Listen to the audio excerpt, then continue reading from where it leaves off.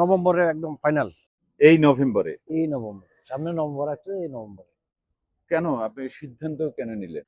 আমার কাছে ভালো লাগে না, অসহ্য হয়ে গেছে। 82 তে দেশ থেকে বাইরে এসেছি, সৌদি আরবে 9 বছর, কানাডা 4 বছর, এখানে 43 বছর। 82 বের হয়েছেন, তার মানে আপনি এখানে 33 বছরের আগেও আগে প্রবাসে ছিলেন? 9 বছর ছিলাম সৌদি আরবে। প্রবাসে ছিলেন 9 বছর ছিলাম, কানাডাতে ছিলাম 4 বছর, 13 বছর, 13 বছর, এখানে 43 বছর। 46 বছর। এই আমার লাইফ 46 বছর জীবন তো গেছে গা। বাংলাদেশে এই 33 বছরে একবারও যাইতে পারেন নাই? 4 বার গেছি এখান থেকে। আচ্ছা। ওই সময় যাওয়ারই ছিল, আমি 4 বার এখান থেকে দেশে গেছি আইছি। এখন নাই, সেই ওয়ার পারমিটটা ছিল, এখন নাই। এগুলো নষ্ট হলো কিভাবে? সরকারে বন্ধ করে দিছে। ও আচ্ছা, মানে আপনি আসার পর ডকুমেন্টেড হওয়ার চেষ্টা করছিলেন? হ্যাঁ, আমার গ্রিন কার্ড আমি নষ্ট করে ফেলাচ্ছি। এরা যে হিসাবে বলছিল আমি এপ্লাই করার জন্য, তো ওই গ্রিন হিসেবে কার্ড পাইছিলেন নাকি? আমার যে ওয়ার্ক পারমিট যেটা দিছে 4 বছরের একসাথে দিছে। গ্রিন কার্ড তো পান নাই? না, গ্রিন কার্ডে এপ্লাই করতে বলছে আমার। আচ্ছা। যে টাইমের ভিতরে বলছে এপ্লাই করার জন্য, ওই টাইমের ভিতরে আমি করি নাই। কেন করেন নাই? করে নেই, হয়তো ভুলে গেছি। অবহেলা? অবহেলা। তারপর দিয়ে আমি খালি টাকার পিছনে দৌড়াইছেন? $5,000 খরচ করে লয়ার ধরে এপ্লাই করছি। 2004 এ সিডি একটা আইলো, sorry my friend too late. তো এক সরির ভিতরে দিয়ে আমি আরো 20 বছর পড়ে দিয়েছি। সরির মাই এক সরির পরে 22 বছর শেষ। শেষ। হ্যাঁ, আমি আর এগুলো 2004 এ আপনি লাস্ট চিঠি পাইলেন, তারা আপনারে বলল যে এখন আর সম্ভব না। না, তাই আমার না? ওই সময় আমার বলছিল ফ্যামিলি স্পন্সর করার জন্য, গ্রিন কার্ড এপ্লাই করার জন্য।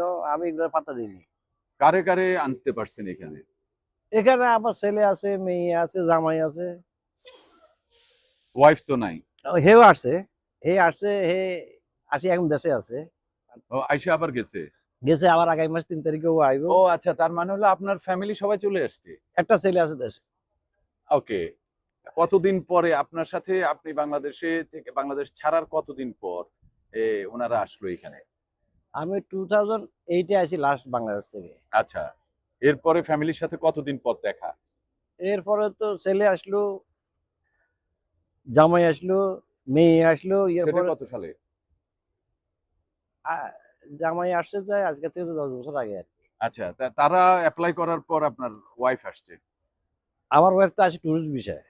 টুরিস্ট ভিসায়? টুরিস্ট ভিসা আসছে, 5 বছরের ভিসা আছে, 5 বছরের যাওয়া আসা করতে। এর ভিত্তিতে কাগজপত্র প্রসেসে আছে, আমারটাও আছে। আচ্ছা, সেটা ছেলের আবেদনে? মেয়ের মেয়ের আবেদনে? মেয়ের হ্যাঁ। জামাই এরা স্পন্সর করছে। হ্যাঁ, তো আপনি তো ভালো আছেন, সবাই চলে এসছে, চলে যেতে চাইতেছেন কেন? ভাই আমার কাছে ভালো লাগতেছে, বিরক্ত লাগতেছে। আমার দেশে সুন্দর। আল্লাহ যা দিছে, যা করছে আলহামদুলিল্লাহ। আপনি 44 বছর পর বাংলাদেশে ফিরবেন। 44 তো 14 আর 47 বছর পর বাংলাদেশে ফিরবেন, বা 46 বছর পর বাংলাদেশে ফিরবেন। আগের সে বাংলাদেশ পাবেন যখন যে না, বাংলাদেশ ফেলে না, এসেছেন? যেটা দেখে আসি এটা তো আর পাবো না। এটা কত অ্যাডজাস্ট করতে পারবেন বলে মনে হয়? ইনশাল্লাহ পারবো। হ্যাঁ? তো ব্রুকলিন মিস করবেন না, যেখানে মিস তো 33 করবো, বছর? মিস তো করবোই। আর এখানে বন্ধু বান্ধব প্রচুর হয়ে গেছে, এদেরকে ভুলা যায়নি, ভুলা যায় না। তো এদেরকে ফেলে যাবেন কেন? বাংলাদেশে তো এমন না যে আপনার অনেক সম্পত্তি আছে, সহায় সম্পত্তি। যাই আছে চলি ফিরি খাইতে পারবো ইনশাল্লাহ, কোনো অসুবিধা নাই। বুঝলাম, কিন্তু বাংলাদেশে যাওয়া কি জিনিস আপনারে টানতেছে বাংলাদেশের? রাজনীতি? আমার দেশের মাটি, রাজনীতি আর আমি করি না।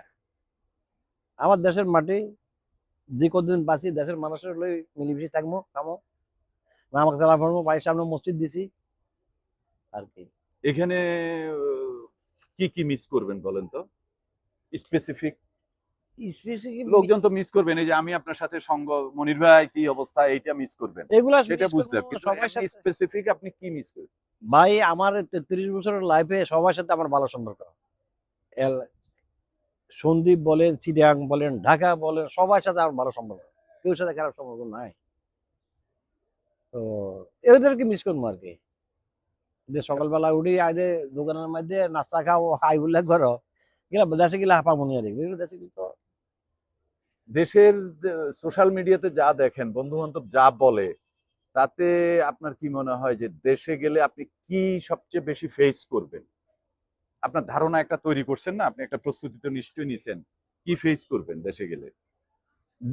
পাঁচ ওয়াক্ত নামাজ ধর্ম, নাতি নাতিরা আছে, এগুলো খেলাধুলা করবো, মাছ ধরবো, পুষ্করণী আছে কতগুলা, মাছ ধরবো, এই তো আর কি। কিন্তু দেশে গেলে কি ফেস করবেন, কি মোকাবেলা করতে হতে কোনো পারে? কিছু মোকাবিলা, কেউ সাথে কোনো মোকাবিলা নাই, কিছু নেই। স্বাধীনভাবে বাস চলাফেরা করো, খাও, বাস।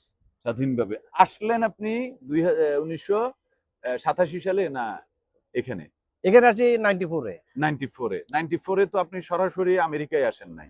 না, আমি 94 এ আমেরিকাতে আছি, 94 এ।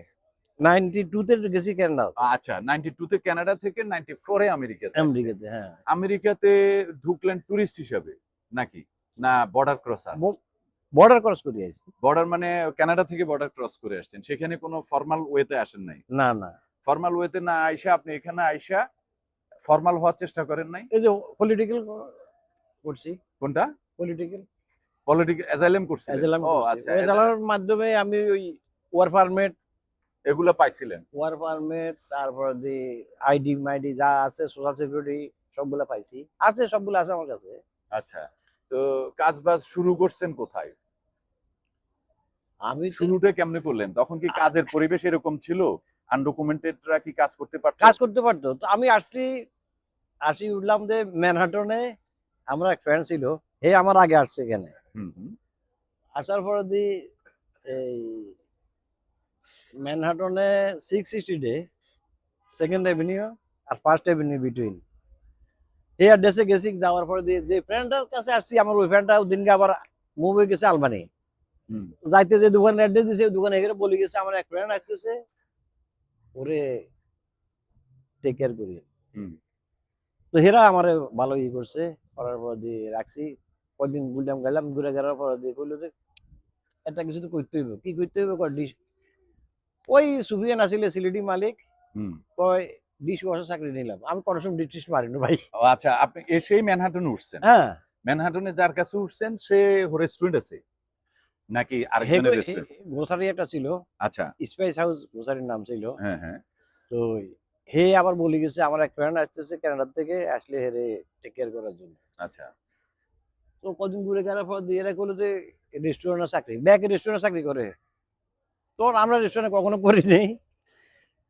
তখন এই ডিশ ওয়াশার চাকরি নিলাম। সপ্তাহখানেক করছি আমি। করার পর দিয়ে হাজার হাজার ডিশের অগণিত। সোজা কথা হলো এদিক এদিক ফিরে যায় না ডিশের জন্য। চিন্তা করলাম এগুলো ধুইতে হবে, রেডিমেড করে প্রসেস আছে, এটা মেশিনে ধুই আমি মেশিনে ধুই। দিতে হবে। হ্যাঁ, এটা বুঝছি, প্রসেস কিন্তু করে আপনি দিতে এগুলো নাড়াচাড়া করা মানে বিরক্ত। হেউরা। পরে দিয়ে চিন্তা করলাম এরে বাঙালি কোনো কি খাওয়া যায়। তারপর দিয়ে কইলো সস এভিনিউতে বাঙালির আস্তানা। কোন এভিনিউতে? সস এভিনিউ ও, ম্যাকডোনাল্ড। চার্চ এভিনিউ এখানে, হ্যাঁ। হ্যাঁ। তো ওই আমি একদিন আইলাম, আসি, এই বাবু সেলিনের উপরে আমার বাঙালি ফ্যামিলি ছিল। তো এগুলোর সাথে কথাবার্তা বলি, এদের বাসায় উঠলাম। আচ্ছা, থাকার ব্যবস্থা এখানে করে থাকার ব্যবস্থা করে আলাইলাম, করে আসার পরে দিই কি করবো এখানের ভিতরে আমার রেস্টুরেন্টের কাজ তো আমি জানি না। হুম, হুম। তো ওই কনেকশন বয়স কত তখন আপনার?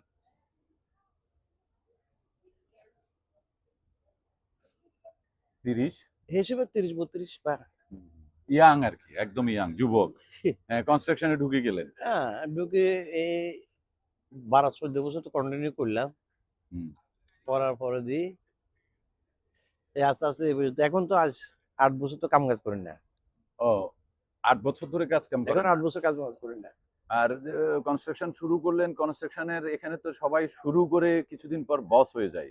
আপনার আর সেই সৌভাগ্য হয় নাই নাকি, না আপনি বস? বস বানায় ছাড়িয়ে দিছি আমি।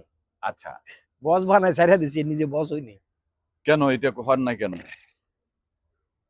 মানুষের লগে দানে ফানে এগুলো আমার পছন্দ না। আগে মানুষের অনেক বছর মানুষের কাজ করার পয়সা দিত না। আচ্ছা। আগে ওই সময় ওই যে আমার এক গুরু আছে নরসন ভাই, হ্যাঁ। ওই যে ইয়ান্তি, তো এই আর কি। তারপর এখন 8-10 বছর কাজ করি না।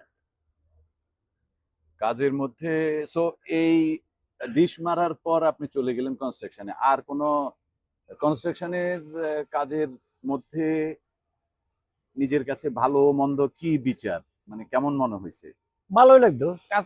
কাজ তো করতাম, যা করতাম কাজ বলে আর কি 8 ঘন্টা এভারেজ কাজ হইতো 5.5 থেকে 6 ঘন্টা।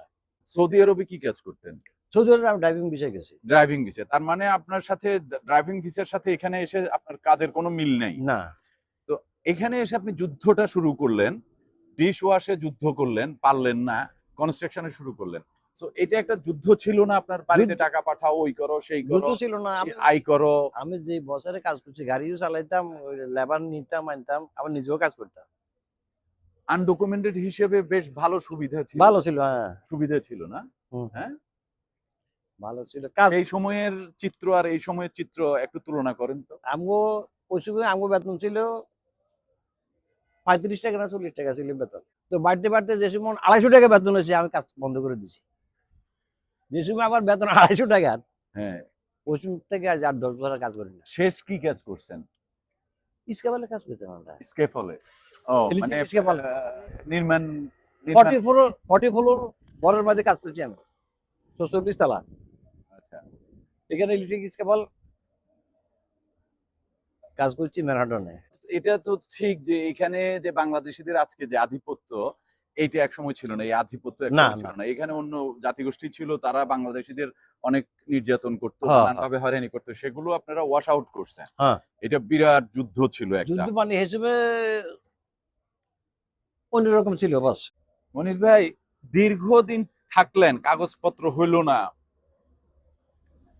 নিজের কোনো দুঃখ বোধ নাই যে জীবন, হ্যাঁ? জীবন এমনি যাই আছে, কাগজপত্র হইলে হইলো, না হইলে নাই। এগুলা কোনো কিছুই নাই। সোজা করতে হইলো, এখন আমার মন ছুটি গেছে, আমি দেখে যাবো।